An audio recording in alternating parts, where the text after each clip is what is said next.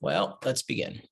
So as we get ourselves started, I want to make sure that folks in the room can introduce themselves to those who might be checking out this conversation. I'm going to say welcome to everybody who's going to be checking out this conversation. We're glad that you're here. We're glad that you thought that it was worthwhile, worth your time to really be reminded and to really expand your awareness as far as what's going on with young people. We want to make sure that if we are truly an International Kids Yoga Association, that young people are part of our process, that they're not our product. And so with that, we're just going to go ahead and quickly introduce some of the folks that we have in the room. They're all a part of Youth Empower. And we're going to talk about who these wonderful, brilliant young people are. We're going to talk a little bit about Youth Empower as well. We're going to talk about some of their hopes, their dreams, and their concerns. So let's begin. We have with us today Jaden, Layla, Michaela, and Analia. And I'm going to ask that we, in our own way, just kind of circle around. And if you can just introduce yourself, put a name to a face. So your name, where geographically in the world you are, and what you like to do for fun. And so, Jaden, you want to start with you? We can just go around. Yeah, sure. Sorry, my name is actually spelled wrong on my thing. I was trying to type so fast. But my name is Jaden. I live in Minneapolis, Minnesota, North Minneapolis to be specific. And I really enjoy traveling and swimming. Yeah.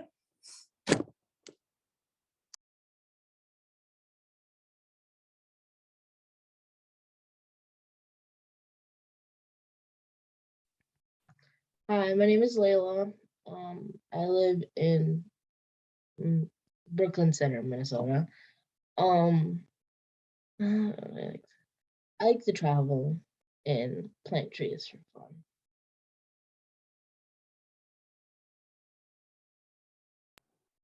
My name is Michaela, and I live in North Minneapolis as well. Me and Jaden live pretty close to each other, and I'm learning how to swim, so that's a really fun thing I've been doing recently. And I also like planting trees and gardening in my free time. My name is Analia Santos. I'm the Director of Youth Empower. I live downtown Minneapolis, Minnesota, and grew up in North Minneapolis. And the reason why I think it's important for us to name that we are from North Minneapolis and spend most of our time there is because that's the largest concentration of Black and Brown and low-income people in the state of Minnesota. And so we are, among the communities that are hit hardest by climate change and all of the other injustices of the world. So, yeah, I love to frolic with my friends outside. And I'm finding as the older I get, I like to just like sit outside in the sun, like with people I love and listen to music. And I really love traveling also. So, yeah.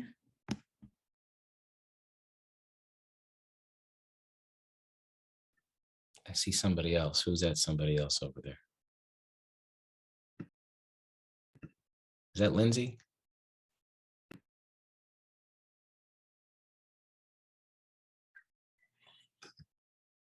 So I'm introducing myself too. So hi, my name is Lindsay Paul. I'm the Chief Operating Officer at the International Kids Yoga Association. And one of the things that I enjoy doing is spending time outside, and I really love to hike and explore.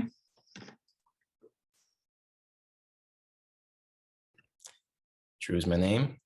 Board chair for the International Kids Yoga Association. I live on the south side of Minneapolis in Minnesota, and I like being on water. So I like walking around lakes. I like rowing boats on lakes.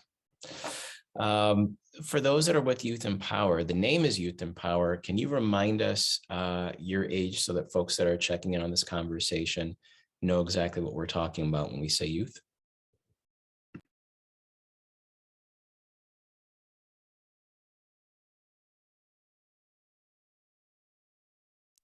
So we all are 18 and we've been in Youth in Power since it started in 2019. So basically like young, maybe like third, we're doing our like camp is from 3rd grade to 9th grade. So that's like our main focus is like that age range. But then we like after the camp, if you stay like a year, you become apprentices. And we've done it our whole high school career, and we're doing it through college and beyond.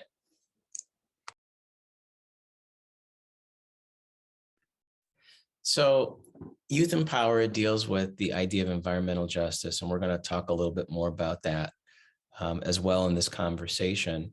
When we talk about the environment, I'm just going to ask our friends here in Youth in Power, especially our younger friends here.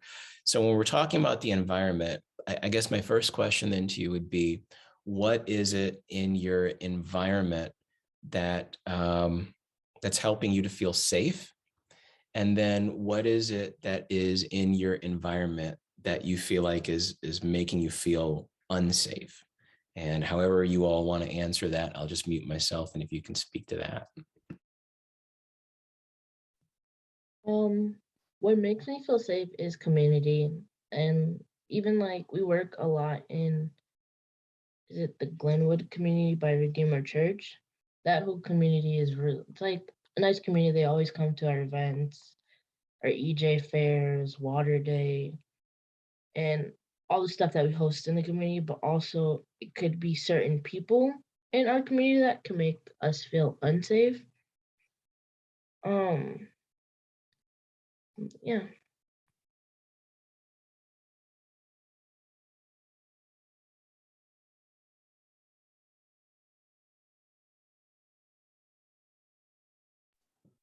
Um, so in my community, who makes me feel safe and what makes me feel safe, Analia and Trey, our mentors, make me feel safe. They've always like had our backs, and they've become family to us, and they make sure that we're safe at all times. They have brought like a community around us that we feel safe in. So before we were on Glenwood, we didn't really know a lot of people there or like the neighborhood very well, because it's not the neighborhood that we're from. But once we met Anali and Trey, they like opened us up to the neighborhood and made it safe for us. And then when it comes to, are we answering both questions of not making safe? Okay.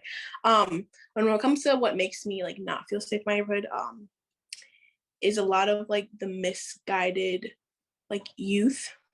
There's a lot of like youth in my neighborhood that are, I feel like are misguided or don't have the support from mentors. So they're going down the wrong paths. So sometimes it's like a not a safe feeling, just because I mean, I know as myself, young minds are very open to like influence. And sometimes the influence around us isn't the greatest. And without having guidance like back to like the road that you're trying to go on, it can be pretty bumpy for them. So they're a little rough right now. For like safety and just feeling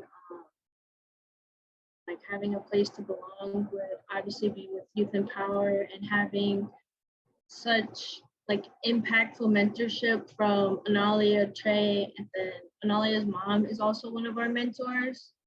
And for these like past 4 years, you know, we were like 14, 15, and I didn't really know what I wanted to do. I never had like a really tight family or community other than like my actual family. And to be able to like have that with a very like diverse group of like just people and ages is like really cool, because Anali's mom's like 54, and like we all talk like we're friends almost. And like Analia is a little bit older than us, and that we can relate on certain things. And you know, we're a family sort of, so like we still disagree and argue, but at the end of the day, there's all love for each other.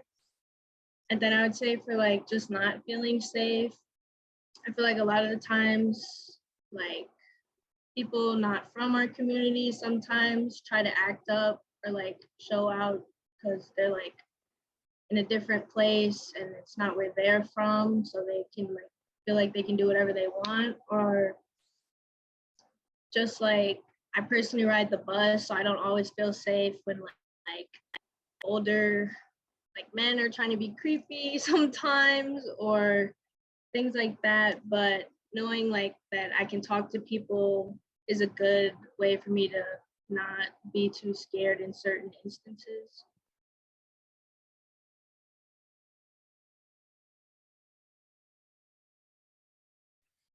So I'm hearing a sense of family. I'm hearing a sense of community. Um, I'm hearing the word mentor as far as things that make you feel safe within your environment.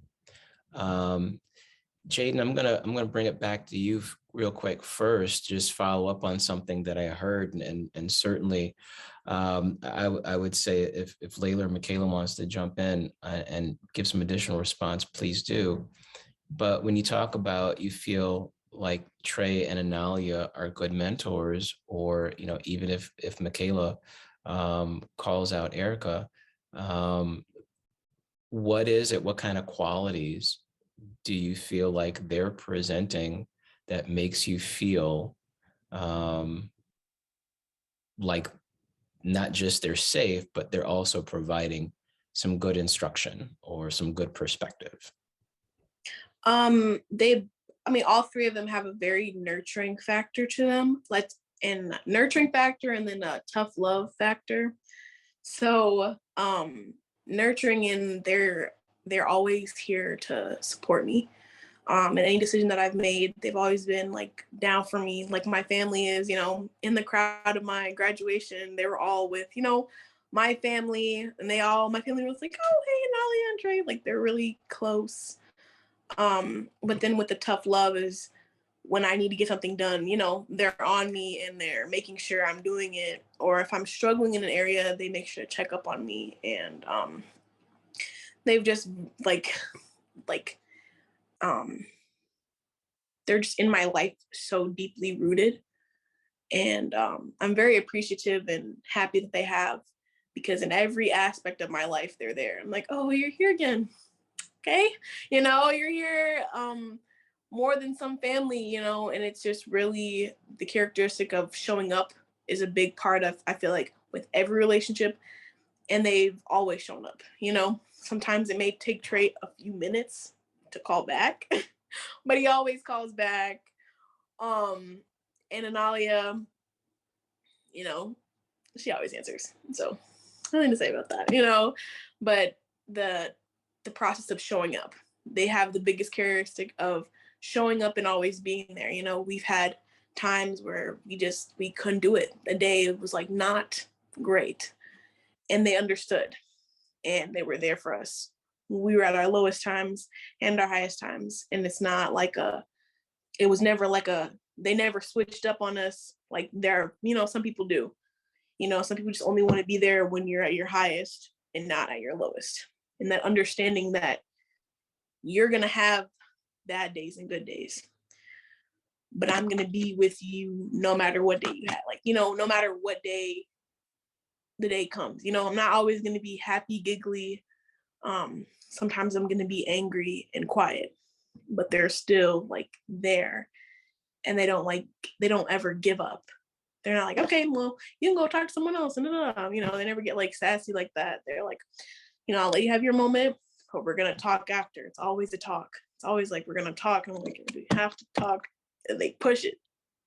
So it's like, sorry, my phone was, they always push it. They're like, okay, are you sure you want to talk right now? I'm like, no.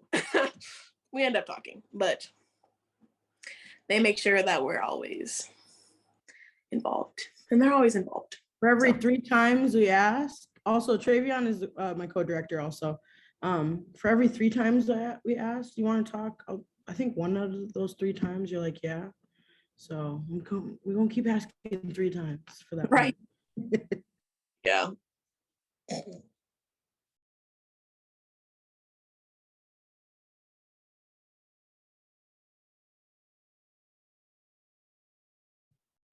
I agree with Jaden. Like I remember one time I sighed on the phone and Ollie immediately was like, "What's wrong? You need to spill it right now."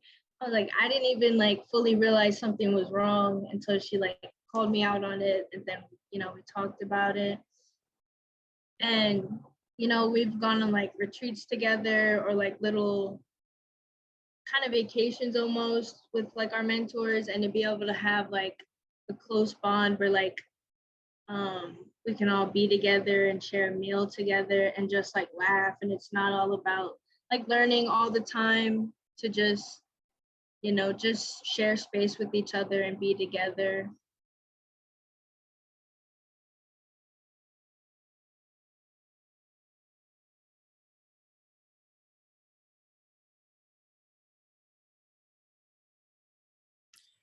So I'm hearing consistency, right? They're being consistent. That consistency goes beyond just events and activities, right? And I'm also hearing that there seems to be part with that consistency, this genuine curiosity about you and a willingness to listen about what's going on. And I'm hearing those are some of the things that are helping you to feel safe in your environment day in and day out, even when the day isn't always sunshines and rainbows, right?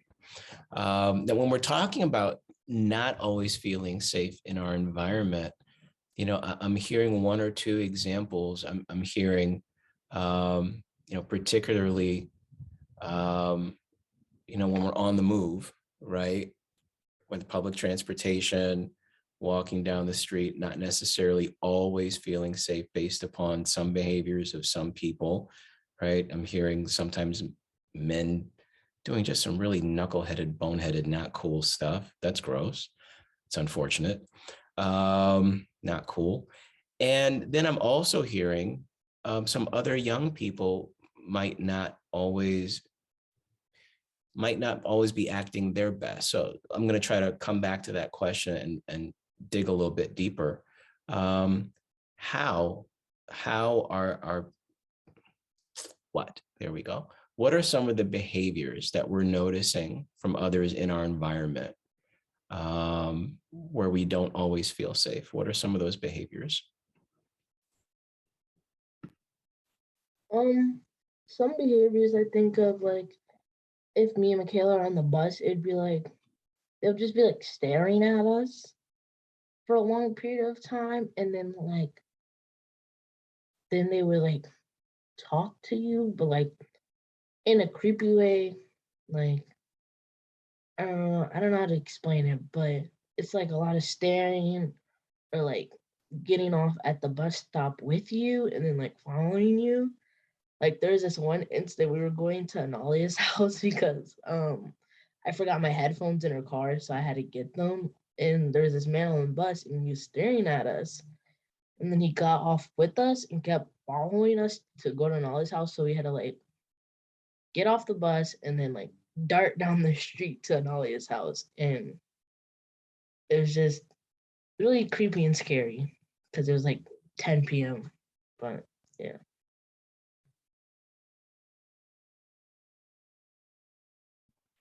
Me and Lila are always getting followed. Like it's like, and it's a bad thing, but like afterwards, we laugh about it because like we're very aware of our surroundings, and like the three of us just went to Chicago, and like all of our parents were kind of wary about it, but like we're like, we're always smart, we're always careful, and like we don't ever try to let fear or other people like stop us from doing what we want to do.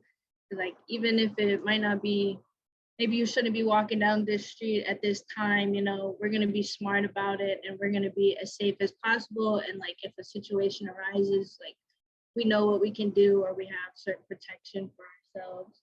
But like, growing up and like now we're 18, just for like years, like I've just felt, always being like catcalled or things like that. And like it's very scary because like you don't know them, you don't know, like they could try to follow you like for real, or like try to stop you. And like that's the scariest thing. And just I'd say like people's access to guns, especially young people, like Jaden says, like young people sometimes are like doing the worst stuff. And it could people we used to go to school with, people we used to know, not everyone is on the right path. And, if there was more maybe mentorships or people they could look up to, it didn't have to be like that. But like just, stuff like that. Adding on to what Michaela said about people that we used to know, it happens more times than not where also like Michaela was saying, where they don't have someone that they can go to when they're having trouble, or they don't have someone to go to when they're having money trouble or the opportunity to get a job, or so they turn to violence or they turn to like the streets because they feel like that's the only way that they're able to provide for themselves. Because people don't have guidance. They don't know, they don't know where to look for jobs, or, a lot of people are against like, working fast food and things like that. So they don't have they feel like they don't have any other opportunities. So they turn to violence. And then I see, I mean, speaking for all of us within the past, even these 6 months at the beginning of the year, someone that I used to know just went to jail, and I knew, and I mean, looking back at it, I was like, I used to hang out with him and he didn't have a lot of guidance, there wasn't those opportunities for him, or there were people that just gave up on him because he was a tougher case, or you know um he was just not like a happy-go-lucky. He just wasn't, he's had trauma and he's had, baggage that comes with it. And a lot of times, people talk about like, yeah, I run a mentor program and this and this, but they give up on kids so easy when they have a challenge or they have something they're facing. Especially kids, specifically from the north side of Minneapolis. It's like, as young people, we've seen a lot of things that we shouldn't have as young people because of the community that we're in. But a lot of people won't stick with us because we're too challenging. I mean, you even hear that with teachers talking about Northside, like, my kids are too tough and but they don't take the time to investigate, like, why are they having behavior? Oh, because at home something's happening, or they're seeing this, or this, or this, but people so quickly give up on them, and then they like, oh, they're just gonna go to like a special class or something like that. And then you're making dangerous adults.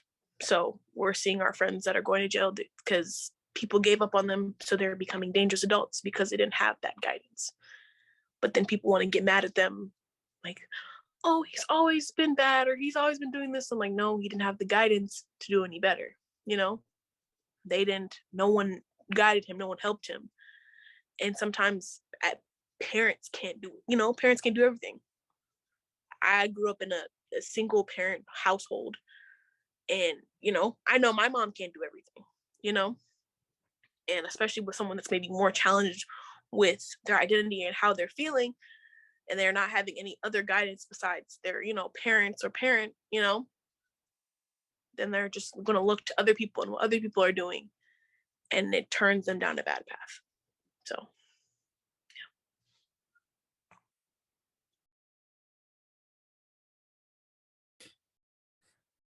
right now it's really occurring to me that between the last few comments, Jaden, between you and Michaela and Layla, what's really sitting with me right now is that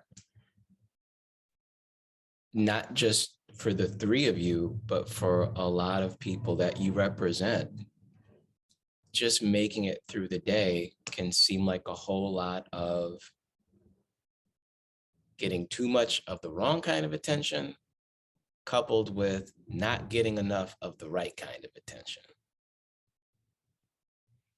And especially when we're in environments where, at least on paper, we're supposed to be getting a whole lot of the right kind of attention and we don't, that can be really frustrating. That can be really confusing. That can be really aggravating or even depressing. I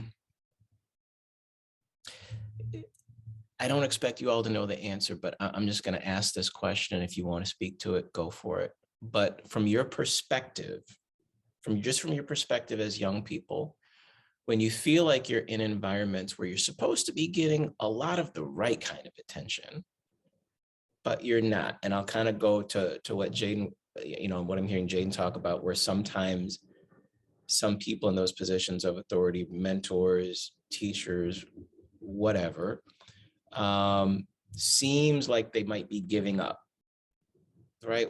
To your perception, what is that about? Is it maybe they don't have enough time? Maybe they just don't understand what's going on? What do you think is happening there, just from your perspective? I'm not saying you're 100% right, but from your perspective, what do you think is going on, or how does that feel? I feel like I have a more personal connection to it just because I've seen it so many times. I feel like people are coming into situations, teachers and mentors, without the knowledge. So I've seen teachers that are in Minneapolis public schools that are from like Andover or from Coon Rapids that haven't spent time in the community, that haven't been involved in the community. And they're super far out. And just like Michaela was touching, they come in, without any knowledge of the community. And they try to teach and they try to, understand people from that one instance. And since it's not the way that they're used to teaching or that they're used to having students be, they give up. So now the teachers only focus on the students that they have had and are usually non-BIPOC students. And they leave like Black and brown students in the dark, You see that in so many instances. And then especially in Minneapolis is I had maybe 2 Black teachers in my whole 12 years of being in the school system. And over those 12 years, I've seen teachers just give up on kids. So they're wondering, oh, why aren't they graduating? And this, and this. And, people are so judgmental about that. But it's like, you didn't give them enough support to graduate. They don't look in deeper. And my mom's a teacher. And even with her, she'll be on the phone with the kids' parents at like 10:30. And I'm like, girl, you don't need to, like, what do they need at 10:30? But she's going deeper into their lives and wondering like, okay, why are they acting like this? What's making them struggle? And she finds the root. And in a lot of cases in the 25 years she's been teaching, she's always had a tougher class, but it's because the school system knows that she understands how to handle it, how to handle the students, and how to handle like the parents and how to understand what's going on with them. And so I haven't met, and maybe it's just me hyping my mom, but I've met maybe only a few other teachers that are like that will really get in deep, like, like what's going on, that will really invest their time.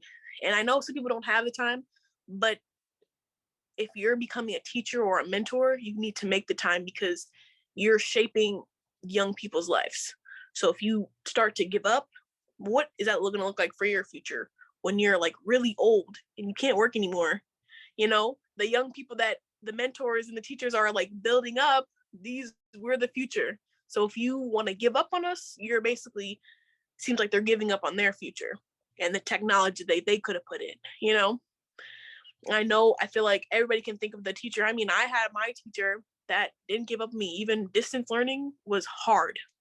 It was like it was like one of the hardest things I've ever been through because that's not the type of learner I am. And my teacher understood that. And she made it better for me. So I'm able to graduate and go to an HBC. You know what I mean? But without her, I would have been stuck because there are teachers that did give up. They were like, well, you're not doing the work, so you're not going anywhere. You're going to have to stay for summer school. But, it wasn't the way that's not the way I learned. And that's not the way I am. So if I didn't have those teachers, if I didn't have the mentors, if I didn't have Erica, helping me she's like, well, if you have work to do, you can be like on the clock, get the homework done, we'll pay you for doing the homework. And me, Layla and Michaela were jumping for joy, as extra motivation because we needed to graduate, but it's just people aren't willing to give the time and they're not coming into a situation with enough education of how to deal with people that come in with trauma and come in with other difficult situations. So they tend to give up fast because they're not used to it. But if you're not used to students and how they're like growing up and how that they are now, you shouldn't be in Minneapolis. You should go back to Andover or Irondale, where you might understand students better, without as many challenges. But it's challenging. Being a young person in today's world is challenging. People never give us enough credit, but it's very challenging, and it takes a really special person to really take on someone as like, I'm gonna help you get through this challenging time because I've done it too. We're gonna get through it together. So that's all I'd say about that one.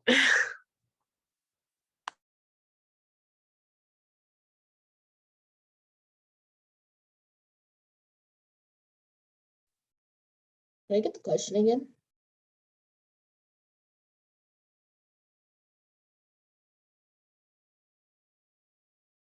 You're muted. Thank you. Yeah, when you find yourself in environments where people are supposed to be giving you a lot more of the right kind of attention, but it seems like they're not. Again, I'm not saying that you're 100% correct, but what's your perception as far as like what's going on? Why might that be? Do we feel like they're over, the folks that are supposed to be helping us out are overwhelmed, they are or are not equipped? What do you feel like is going on, and how does that feel for you on that receiving end as a young person? Okay, well, all right. I have an example to that. I had this teacher. She was my stats teacher. Keep in mind, she was the only teacher in the whole school that knew how to teach stats and or knew stats at all. So I'm not the best at math. I challenge with math a lot. So I needed help, extra help. Like we had this thing at school, it was called self-paced learning, where you would go online. There was a video of her teaching notes, then there was a worksheet, and then there was like the actual homework. But she wasn't like giving the right examples to help us do the worksheets or the homework. And it was almost like she didn't know what she was doing. Because then I would go on YouTube and find a different person teaching it. And it was like, oh, now I understand. But it would be better if it was coming from my own teacher, so I wasn't doing extra work with looking at her video, not understanding, then going somewhere else, looking at their video, looking at everybody else's video. And I feel like a lot of schools, like they say, they don't have the money to hire these people. But I feel like, I don't know, we need more teachers that know what they're doing, because she didn't know what she's doing. And she couldn't give us the help that we needed because she was like, well, I have 300 other students that need help, so get in line. But like, I can't get in line. I'm a senior. I need to get this stuff done in the next 3 months. I can't fail your class. And because of that happening, I had to drop stats entirely. I didn't get to take the rest of my math classes. So that's leading me into having to take an extra math class when I get to college because they couldn't help me. And it was just really difficult because she would call mom, well, Layla's not doing anything in class and I don't know what's going on with her. It's like, then I would have to go back to mom and explain to her what's happening. She's like, well, you can ask me for help. And it's like, you haven't been to school in like 50 years. You don't know how to do this. And if I asked her for help, she would get frustrated. She's like, what kind of math is this? Why are there letters? I can't tell you that because I don't know. And it was just really frustrating. And it seems like, yes, teachers can be overwhelmed, but they should have better ways to expressing it. Because like she would not yell at us, but like she'd get really angry with us. And it was like, it's not my fault that this is happening. I feel like you should be able to ask for help, getting another teacher in here to be like co-teacher or something. And then come to find out at the end of the year, there was another stats teacher. She just taught stats in another class, like combined. So this whole time she's been telling people, I'm the only teacher that knows how to teach stats. You can't ask anybody else for help. There was a whole nother teacher the whole time. So yeah, that's my example. It sucks. But yeah. That too. I also took stats. I took AP stats, and I wasn't understanding. I stayed after school. I watched the videos. I was failing. I was failing the class, but I was there every day after school. I was there doing the work, and I was like, I had to drop the class. I was like, I can't. I'm not understanding. I come after school. You're not teaching in the way that I understand. But he wanted me to stay, to keep trying, because he wanted to keep the percentage of BIPOC in AP classes up.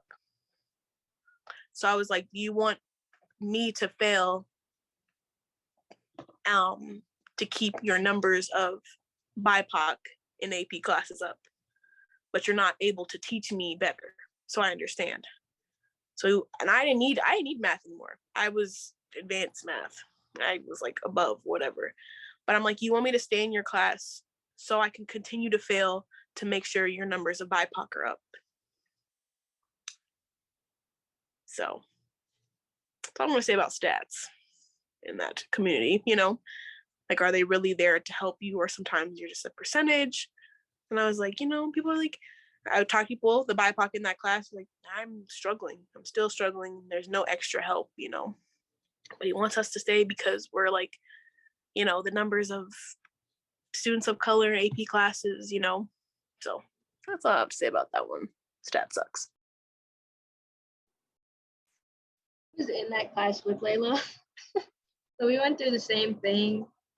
She was like honestly crazy, and like I ended up failing the class. I had to drop it too. It decreased my GPA. I had to take credit recovery, and it was just no support. And I'm like Layla's and Jane are saying, like, we're seniors. It's like, it's gonna affect us, and like, get in line. We can't get in line. This is our last little segment, and then if we don't pass this, then there's summer school. And like, as a senior, no one wants to be in summer school or to be like a continuing senior later. I mean, like, the things I've learned that I use like in my life right now, I feel like I haven't learned from school, other than like, learning how to talk and things like that in like elementary school. But like high school, there's those few teachers that are with you through the whole ride and that will support you. But it sucks that there's only like, out of the 40 teachers I've had, I can only say like 3 have impacted me deeply, and they don't work at the school anymore, or then you lose that bit of connection, which really hurts. But like some teachers, like I had a teacher my freshman year, I still have their phone number and we still check in on each other, and it's like that type of commitment is what actually matters. But like if your teachers are like blatant, like full out being like racist towards their students, or just not caring about how they learn, and just saying, well, we're all struggling. Like if you can't even grade a paper in time of like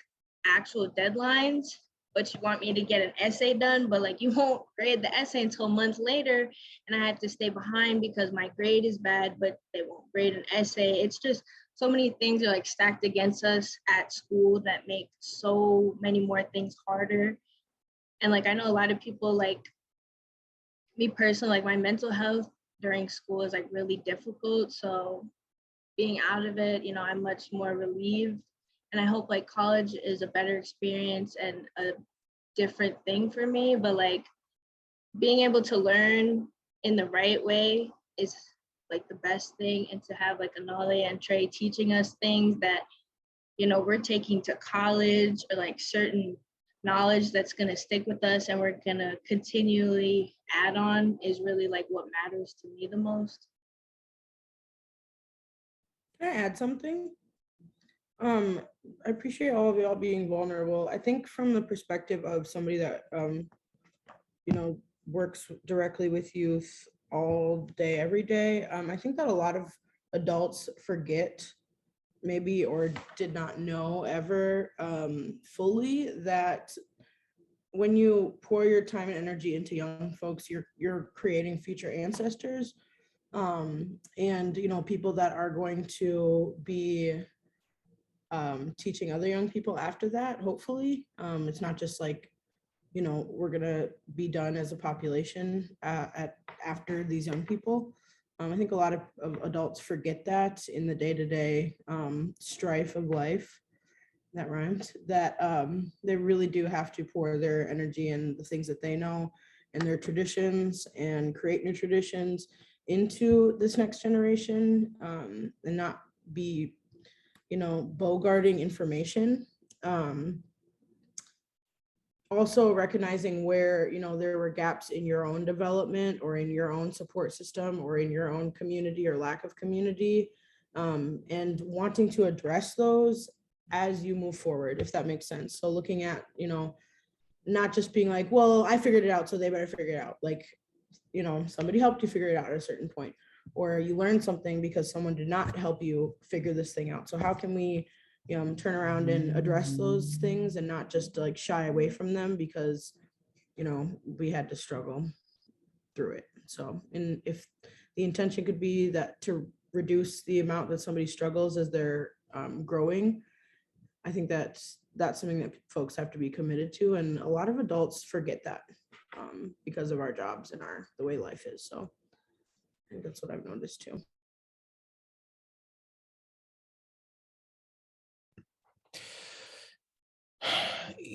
What I'm hearing right now, and I really, really appreciate, like Analia was just saying, this degree of vulnerability and willingness to share authentically. And I just want to take a beat and say thanks for that.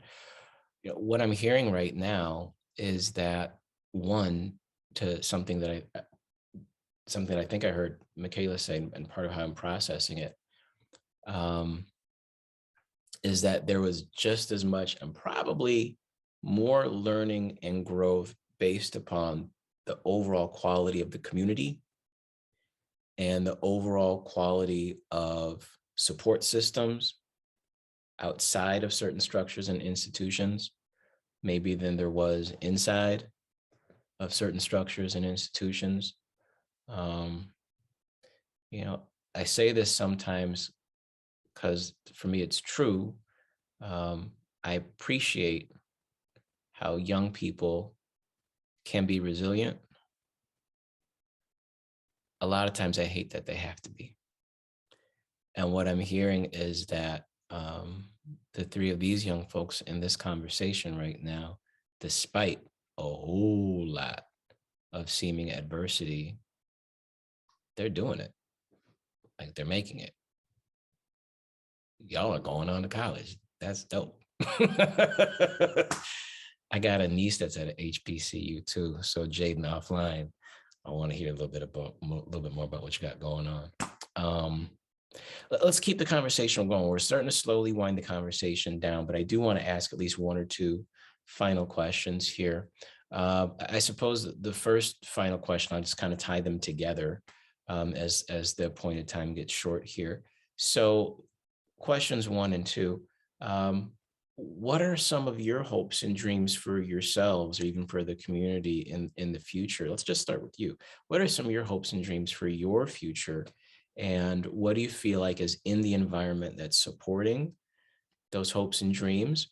What do you feel like is in the environment right now that might be challenging those hopes and dreams? And maybe more importantly, most importantly of all, what can we, some of the older folks, what can we do, whether as individuals or whether as organizations, what can we do to help you to meet those dreams? And however you want to take those questions, go for it. And that can be our last question for tonight.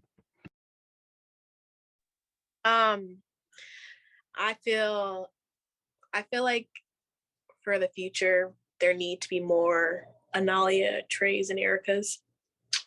I am biased, but they all bring a different amount of love and mentorship and family to every situation. And there need to be more people like them. Even an example, when I first started driving, Trey let me drive his car on the freeway. And I know he doesn't like me telling that to everybody because it's only been me. But they really shaped the person I am today in the best way possible. And they all bring different points of like strengths for me. And I feel like the biggest thing that needs to be worked on with the future is the mentors out there. They need to make sure that they're bringing in their full authentic self into their relationships, because a lot of times people will, not bring their authentic selves, and they'll try to be fake to help other people, but we see through like the fakeness, and we want them to be authentic and make sure that they're like there for us when we need them, and like and vice versa. We want to be there for like them when they need us, picking each other up at the side of the road because their car broke down. Having that bond of like, we do things for each other. Our bond is for each other. It's not just a one-way street. And I feel like the biggest way to have like, I feel like the biggest way for our future to be like that is like, we have that, so now I can have that with someone else. They're teaching me how to be a good mentor, so I can be a mentor to someone else. So when a little kid needs something, when I'm at my like ancient age of being a mentor, I'm just playing. Or when I'm at an older age to be like a mentor to mentor students, like I have our relationship to look at, so I can reflect my relationship onto them, so I can be the best person I am to them, so they know I'm like fully authentic and fully like, I struggle. Sometimes I can't wake up in the morning, and like I want my mentoree to know that about myself. I want them to like, I want our relationship to be like crystal clear, like about me, I'm gonna open up myself to you so you can open up yourself to me. I feel like that cycle needs to continue to build a better future. But if I open myself up to you and then they open them, like if I were to open myself up, so Nali opened herself up to me and I opened myself up to her, and if she would have like did something, like something would happen after that, I would be broken, and I would be broken onto someone else, because I'm not perfect. I'm not like, I don't come in perfect condition. I come, with scratches, bumps, and bruises. And she accepted me as I was. She didn't try to change me for who I am. And I feel like to build a better generation and better like people in this world, that's how it needs to be. Everybody has bumps and bruises, even though some people's you can't see as well. But everybody has those moments of like, I'm not at my greatest. And you're gonna have to accept me not at my greatest. If I'm crying at the table, you're gonna have to love me still.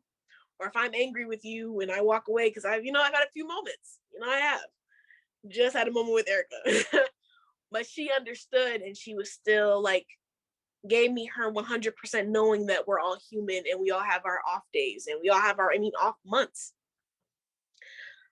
Like less of like, okay, if you're gonna leave, then leave. Don't ever come back. People have such that mentality, but having the mentality that I'm gonna be right here for you, even when you're down or even when you're angry, that mentality needs to be like spread. Like it's people are so like egos get in the way. Like I'm not gonna help her. So he's not doing this. And da, da, da. It's like come with love, and sometimes you're gonna get bit. Not everybody's the same. Sometimes you're gonna get bit. But if you're getting bit by someone and maybe your paths don't cross again, they still like, they took the love that at one point was given. Like, okay, maybe we were at the match like that needed to happen, but I'm taking the love that you tried with me. We tried. You tried to be that person for me. Maybe I wasn't, maybe some people aren't right for each other, and it happens. Not everybody's gonna click. But knowing that no matter, even if we didn't click, you tried to be there for me. You were doing everything you could for me. So when I do find someone or when I do mentor someone, I'm going to make sure I'm there for them. I'm going to put my whole heart into you, and what if sometimes it's like click like a puzzle piece, and then boom, now you're like changing someone's whole world to cure like some crazy disease because that one moment like changed their whole life. So yeah.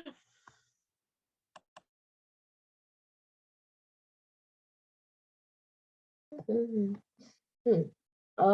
My hopes and dreams.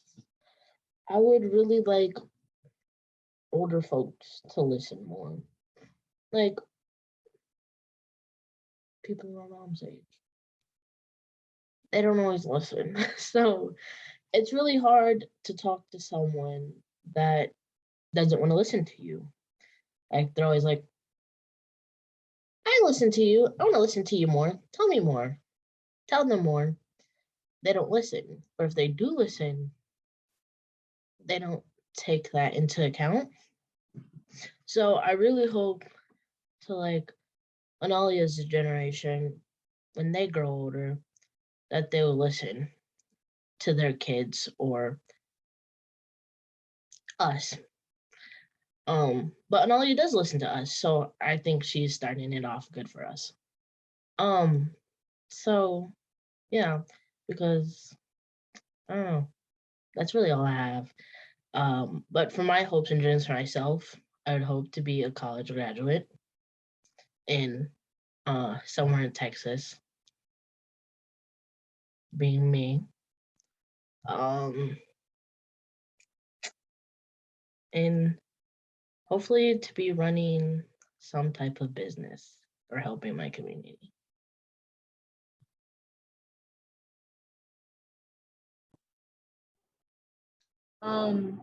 For like my personal future, I just want to finish learning how to ride a bike, how to drive, and how to swim. Those have been like the top three things that all my mentors have been trying to help teach me. I've been struggling, but I keep trying and I hope to accomplish them soon, and to also be a college graduate. And I really want to just be able to either continue like the space that Anali has created or to create like my own space where I can make other youth feel this type of love or this type of safety and this type of connection and relationship. And I really just want to see my community to be the best it can be and the safest, and like, hopefully the environment can be reversed to what our generation has been forced to reverse.